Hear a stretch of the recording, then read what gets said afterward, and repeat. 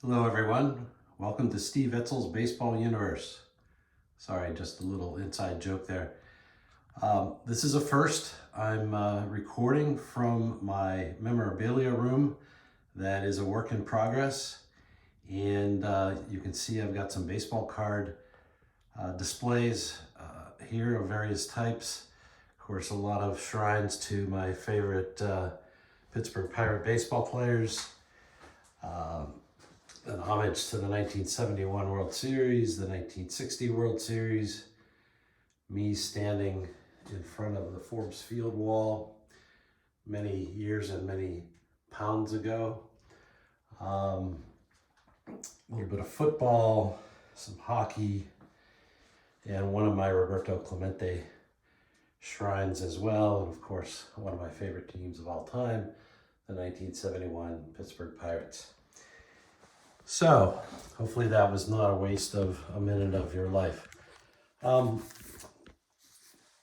This project or this video has been in the works for a while, and it's kind of ambitious, I think, on my part, because I'm going to talk about APBA. And, there was a time when I could hardly spell APBA. Then there was a time when I couldn't pronounce it correctly. Those times are in the past. I've tried to do a lot of research about APBA until about 9 months ago, in early April of 2023, I believe it was, or maybe even February of 2023, I guess. I bought some APBA baseball cards, playing cards, of course, and they were a selection of teams from 1975, 1976, as best I can tell.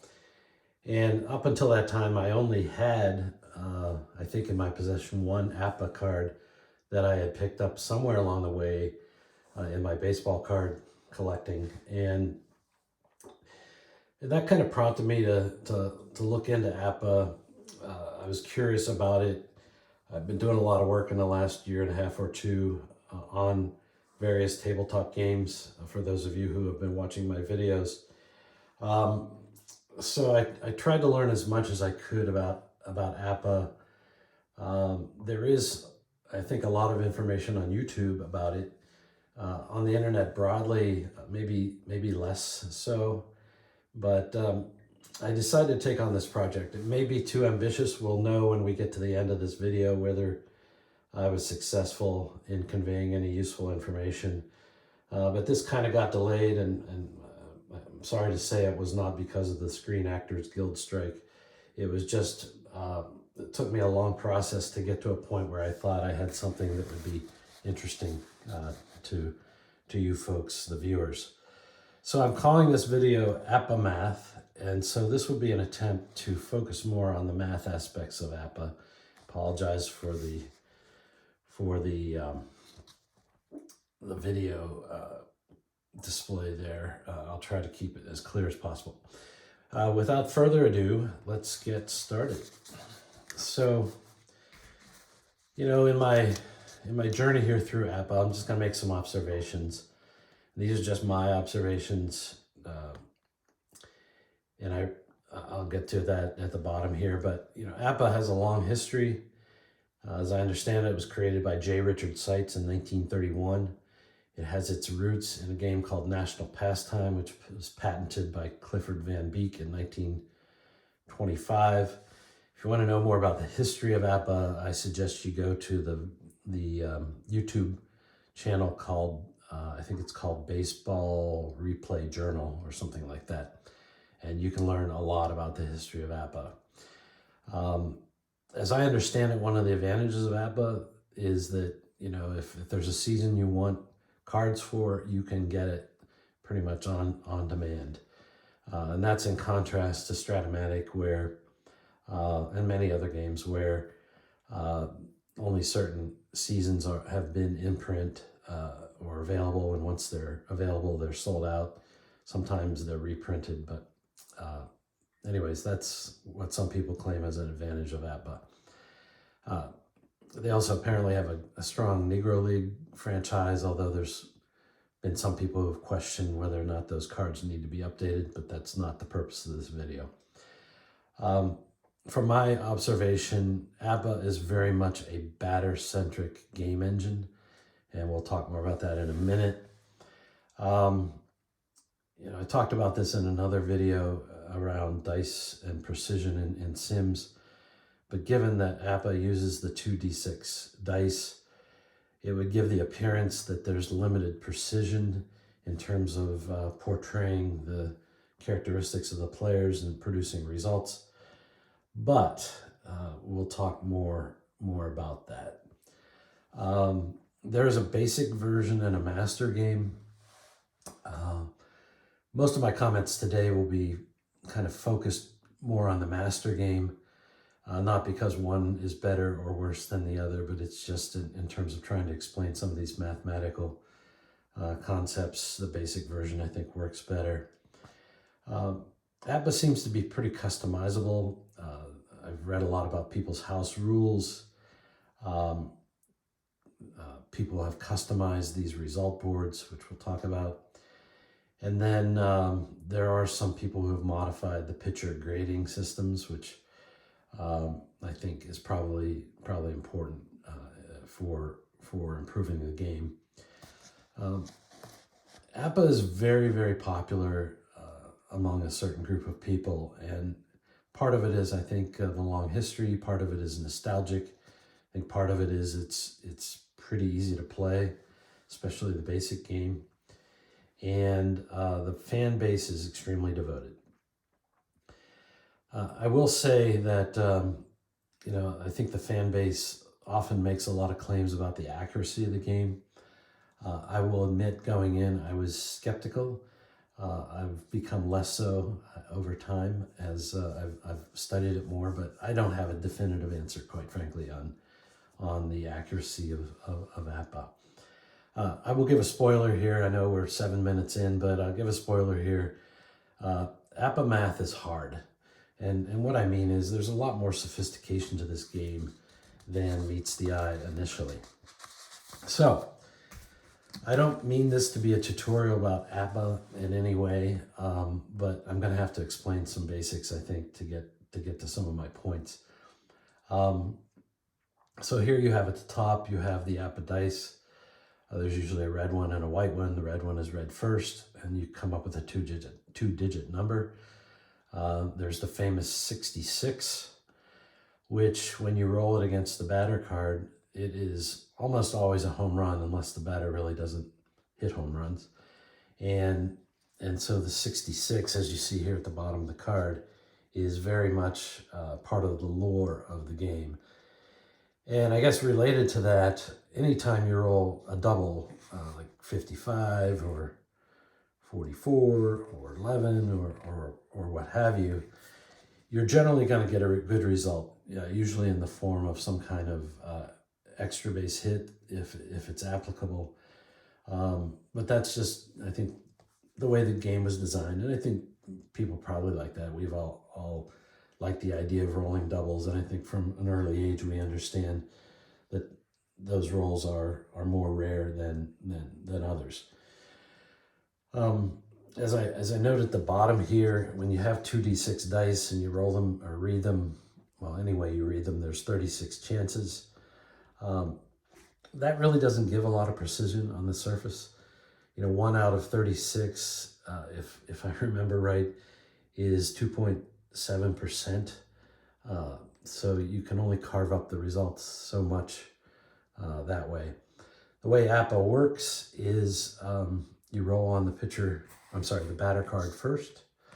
You get the dice number that converts to a result number, and then you look up the result on a result board, which we'll show on the next slide.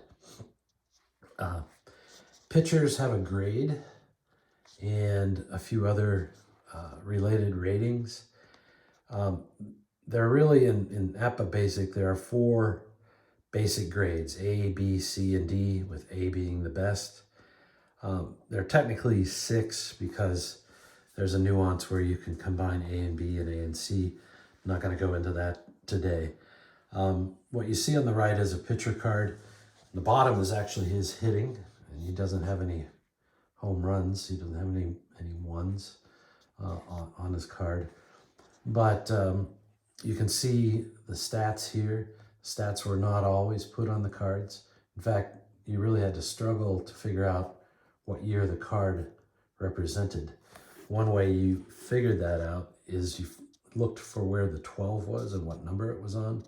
And then there was a master index that told you, for a given placement of the 12, which card you were looking for. So the cards I bought, I had to figure out that they were 1975 and 76 because the 12, one of the 12s I think was over on spot number 53.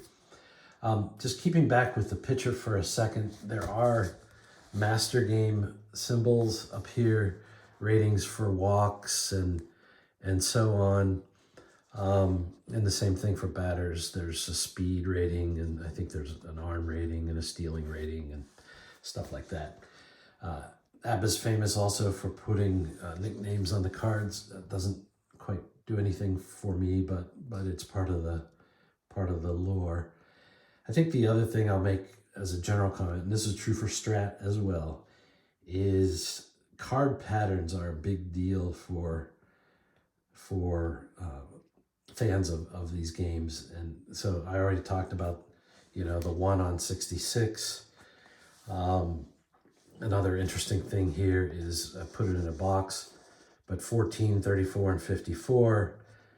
There's some symmetry here. They're all flyouts to left field, center field, and right field. So it's just kind of cool. There's a whole art about reading APBA cards. You can pick up a video and watch that. There are a couple brothers that have done one of those. There's also in an APBA card, I think this is an injury rating, and I think this is an indication of left-right splits, which I think, again, is a master game concept, but I'm not 100% sure. At some point, they finally started putting the copyright date on the cards, and then, of course, the stats. So this is Paul Goldschmidt, 2018, and we'll come back to that. So we'll go on to the next page and talk about the result boards, but there's a pretty important fact, I guess I would say, relative to this this precision issue that I was talking about, and that the result boards, the result interpretations vary by what the runner on base situation is. So without further ado, let's look at the result board, or one result board. So there's a result board for every on-base situation. And so this is the bases empty result board. And what you see is that results number 1 through 11 here on the left are they're hits. And 1 through 6, I guess it is, are extra base hits. And as I mentioned earlier, the 1 up here is always a home run. And I apologize for the distortion here. I mentioned the 4 pitching grades. If the pitcher is a D, you read entirely down this column. There are 42 potential results. If the pitcher is a grade C, you adjust results 8 and 9 based on him being a C. And what it really means is that you don't change the 8, it's still a single, but 9 becomes an out instead. So then you go to grade B, and the 8 becomes an out instead of a single, but the 9 remains a single. And then you go to grade A, the best pitcher, and both 8 and 9 become outs instead of singles. What's probably implied here is that the frequency of 8s and 9s are different when you go to the batter cards. I haven't done a full analysis, but that has to be true in order for these grades to be meaningful. The other interesting thing about APBA is they use a team defense approach, and so depending on whether you're fielding 3, fielding 2, or fielding 1, the results will change, and it influences the number of errors. And then also it influences for fielding 3, there can be a couple singles and errors that get added on to the results instead of flyouts for 16 and 17. I'm also going to point out the fact that result number 14 is a walk, and we're going to come back to that at the end. So those are the result boards. I'm not going to show you other ones, but basically the issue, or the interesting aspect, is that these result boards are not identical depending on the on-base situation.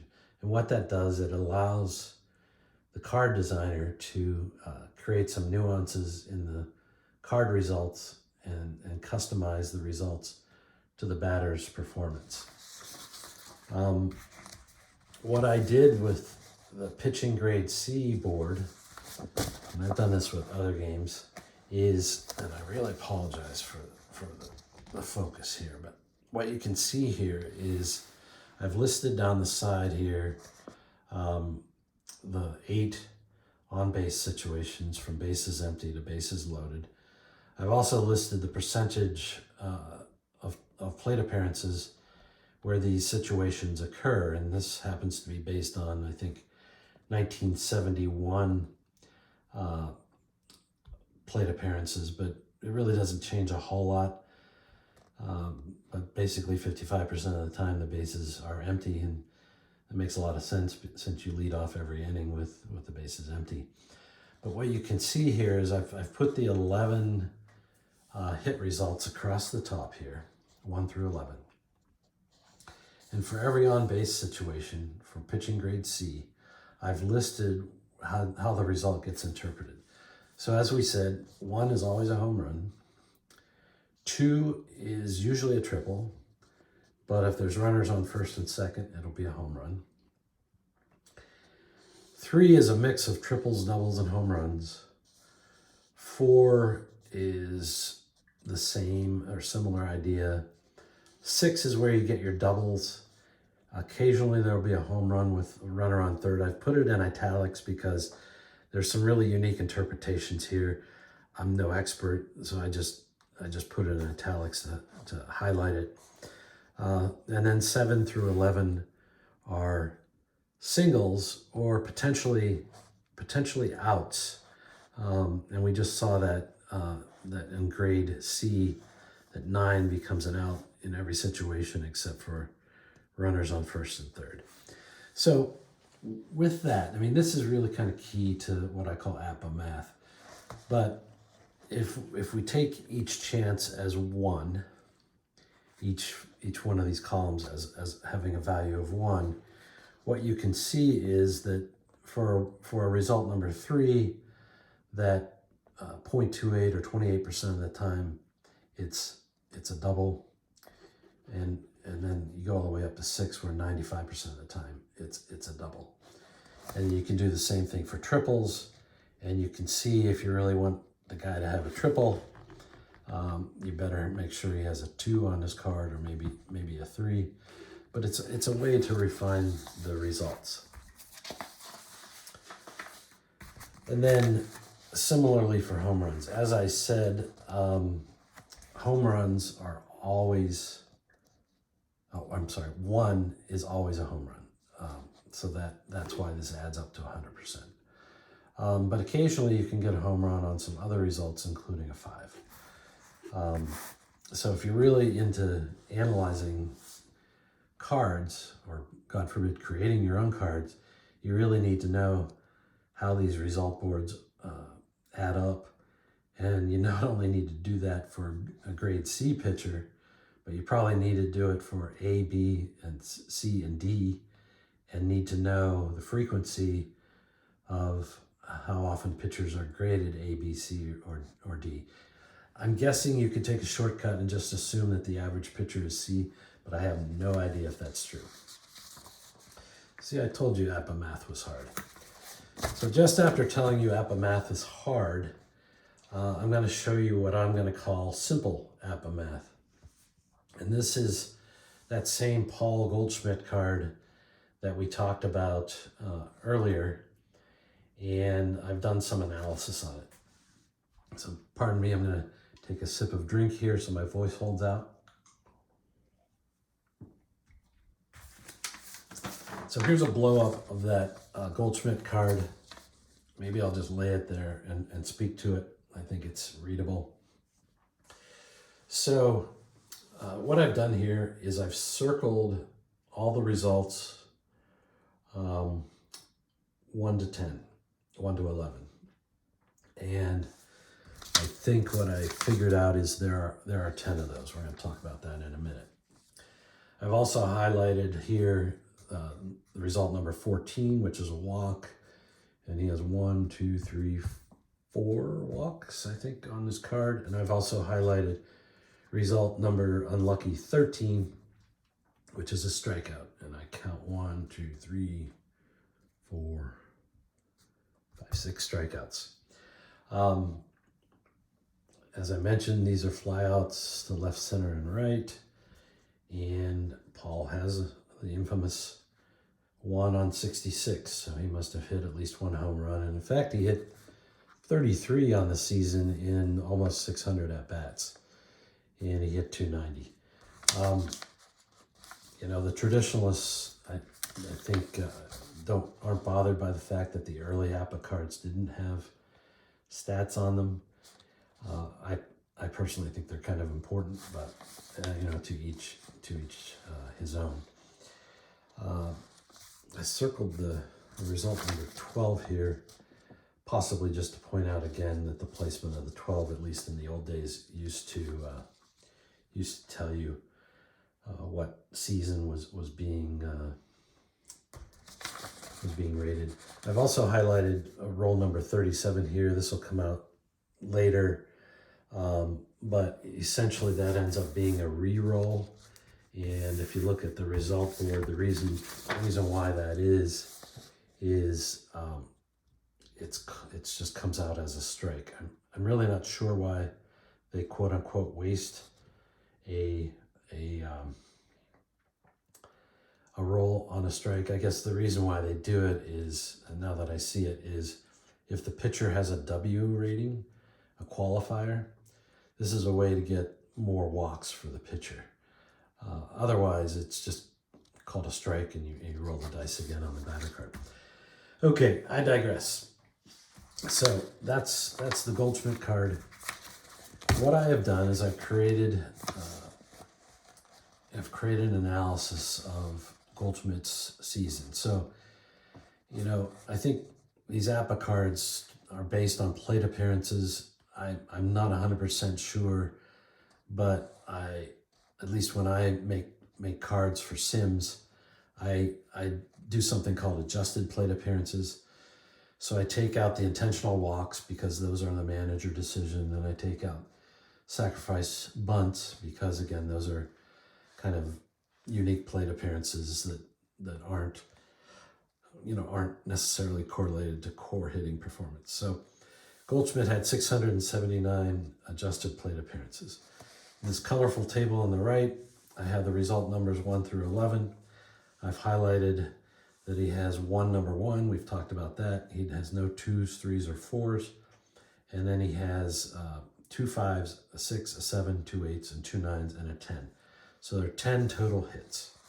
So what I've done here on the left is I said, well, if I take the data from above, like 172 hits, and divide it by plate appearances, 25% of his plate appearances, adjusted plate appearances, should be hits. And if you multiply that by 36, that would indicate he should have 9.1 hits on his card. And he has 10 hit numbers anyways. So it would appear that he actually has almost a full extra hit on his card. And I did the same thing for doubles and triples and home runs and walks and strikeouts. Kind of, again, on the theme of this APBA math, I said he only had one number 1 on his card, which would give you 1 home run. But he also has 2 number 5s. And based on our earlier analysis, each one of those number of 5s gives him 0.3 of a chance of a hit. So 2 of those is 0.6. So his home runs actually embedded in his card are 1.6. So almost identical to what I would have calculated, or what I did calculate, as I just explained. So most of this stuff works out pretty well, actually. I don't know why strikeouts didn't work out the way I thought it would. There's probably a good mathematical reason. I just am not expert enough to know what it is. The only other point was that none of this analysis includes the singles that come from result numbers 15 to 17 for fielding 2 and 3. But that's how the APBA math works on a very, very simplified basis. And maybe it doesn't seem simple. As I said, it's not simple. But there you have it. So, question is, how can you refine some of these results given that there's only 36 individual chances on two D6 dice rolls? And we've talked about it already. It's first most customized or divided by virtue of the result boards having different results depending on who's on base. But then at some point, actually, I think it was right around 1960, 59, they came up with a 2-column card. So it's hard to believe that these have been around as long as I have. And what they did is they basically picked a few rolls, doubles, which are typically extra base hit rolls anyways, and they put a 0 on them. And when you get that 0, you roll the dice again, and you read the result the same way, but you move over to column 2. And what you can see here in column 2 is they've further refined the extra base hits. So with Mr. Alonso and his 37 home runs, he has 2 home run chances on his card. These number 1s here. He might have more if he has a number 5. I don't see it offhand. But he has a mixture of singles and doubles and triples and home runs and so on. And so what they did is they've taken 2 of these chances out of 36, split them up, and put them in the second column. And so what you can see is there's a lot of 6s, which I think we said are mostly doubles, 2 base hits, but there are also some 7s, which are singles. There's a 2, which I think earlier I said, what's a 2 give you? A 2 will give you a bunch of triples, actually, for the most part. So he's got a couple of 2s and so on. So this is a very good way to provide a lot more precision to the card with the cost of an extra dice roll about 5% of the time on this guy's card. So probably a worthwhile trade-off. I suspect the traditionalists like the single column card the best, but the math guy in me really appreciates why they would have a 2-column card. And I think for things like triples and so on, it probably really helps you refine the extra base hits and so on. So that's the 2-column card. So I'm going to talk about some tools here that people can use, and one is loosely called Steve's APBA card computer. And no, it's not me. It's just the fact that people my age, Steve was a very popular name 60 or so years ago. And so what you can do is go to this site, and I'll give you the link, but you can go to this site. There's actually some pull-down menus which let you pick the year and the player, and it will pop up a representative two-column version of a card. And here you see Altuve. He has the obligatory home run number 1 on 66, but he has a couple of 0 chances, and each one of those has, or each one of those points you to column 2, and column 2 has a few home runs as well. So, you know, people, I think, swear by this. Obviously, he's not trying to take sales away from APBA, but by the same token, if you're missing a card or you want to customize a card or what have you, you can tweak the data and it will be computed. I think one of the interesting things you see here is that there are league averages here, and I think the league averages enter into the calculations. There's a whole video on this card computer. I think I'm providing the link here in a minute.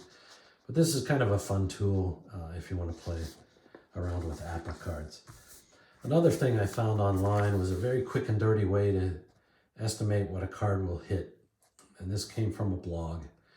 And it provides some steps on how you do this. But basically, you need to do a couple things. You need to count up the number of walks on the card and the number 42s on the card, which I think result in a reroll, and maybe also, as I said earlier, I think it was result number 37. You need to count those up as well.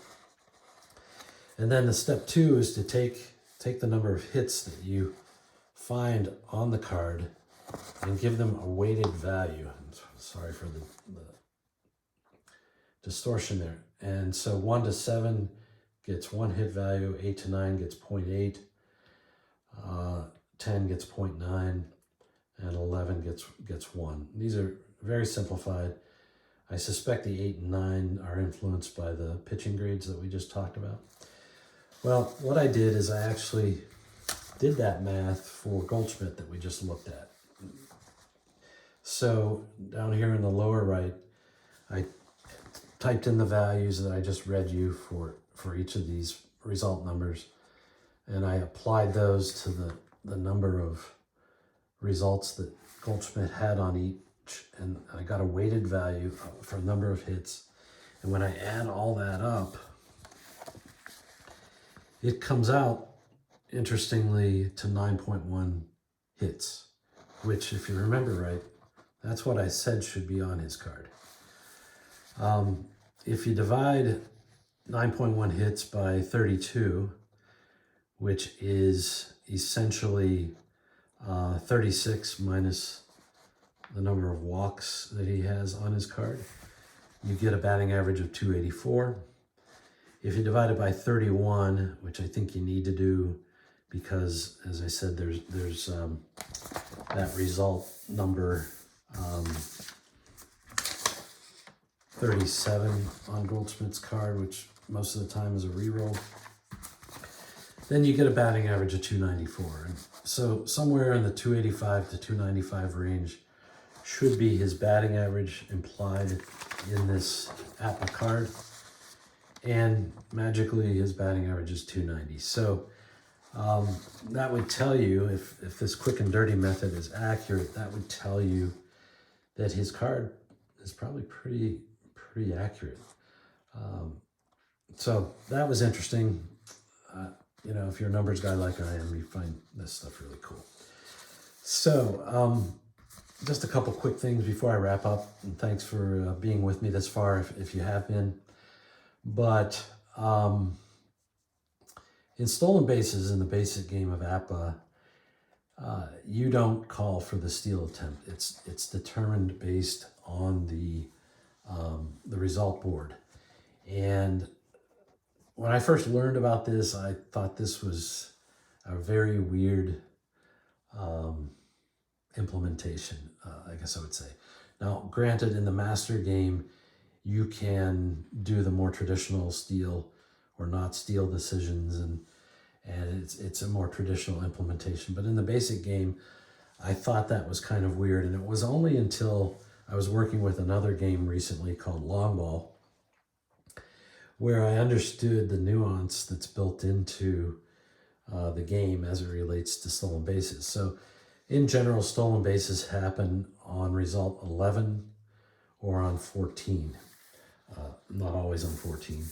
But if we go back here for a second, what 11 says, at least with bases empty, is there's a single to left, batter steals second on the first pitch to the next batter, and then there's one strike on the batter, which essentially means then you re-roll, or you basically just roll on the next batter as per usual after you've reflected the stolen base.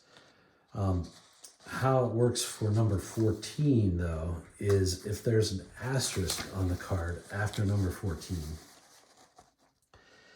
then that means that it's going to be a walk and a stolen base.